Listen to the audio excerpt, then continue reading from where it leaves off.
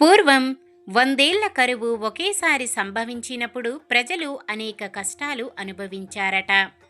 అలాంటి సమయంలో భద్రకాళి అమ్మవారిని వేడుకోగా తన శరీరం నుండి ధనధాన్యాలు, కూరగాయలు, అన్నపానీయాలు విడిచి ప్రజలు కష్టాలు తీర్చిందని చెబుతుంటారు. కష్టకాలంలో అమ్మవారు ప్రజల ప్రాణాలు కాపాడారు కాబట్టి అప్పటి నుండి అమ్మవారిని అన్ని రకాల కూరగాయలు, పండ్లు, ఫలాలతో ఆరాధించి శాంతింపజేయాలని నిర్ణయించారు. అప్పటి నుండి ఈ శాకంబరి ఉత్సవాలు ఆనవాయితీగా కొనసాగుతున్నాయి.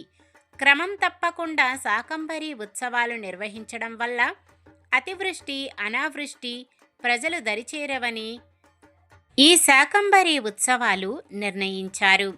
వందల ఏళ్ల నుండి ఈ ఉత్సవాలు నిర్వహిస్తున్నప్పటికీ 1979 నుండి ఆశేషంగా జరుగుతున్నాయి.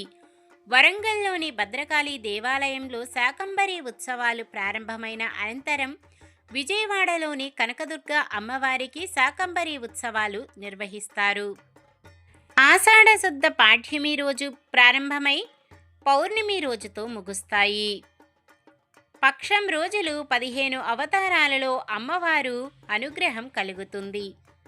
ఆ 15 రూపాలలో కామేశ్వరి, కపాలిని, కుల్లాక్రమం, బేరుండాక్రమం, విరోధిని క్రమం, వహ్నివాసిని క్రమం, మహావజ్రేశ్వరి క్రమం, శివదూతి క్రమం, త్వరితాక్రమం, కులసుందరి క్రమం, నీలాక్రమం, నీలా పతాకాక్రమం, విజయాక్రమం, సర్వంగలాక్రమం, జ్వాలా మాలిని క్రమం రూపాలలో అమ్మవారు దర్శనమిస్తారు. చివరి రోజు ఆషాఢ శుద్ధ పౌర్ణమి రోజు సంపూర్ణ శాకంబరిగా అమ్మవారు దర్శనమిస్తారు. భద్రకాళి ఆలయంలో నిర్వహించే దేవీ శరన్నవరాత్రి ఉత్సవాల కంటే ఈ శాకంబరి ఉత్సవాలకు చాలా విశిష్టత ఉంటుంది.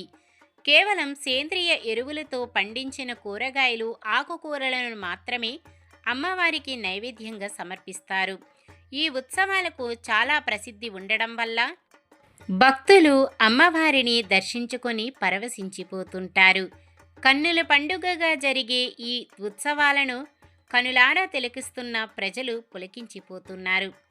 సృష్టిలో లభించే కూరగాయలతో ఆ దేవతామూర్తిని అలంకరించి ఆరాధించడమే ఈ ఉత్సవాల యొక్క విశిష్టత. ఈ వీడియో నచ్చితే లైక్ చేయండి. మన వాళ్ళందరికీ ఉపయోగపడవచ్చు, షేర్ చేయండి. ఇలాంటి మరెన్నో వీడియోస్ కోసం మన ఛానల్ను సబ్స్క్రైబ్ చేసుకోండి. నమస్కారం. లోకా సమస్త సుఖినో భవంతు.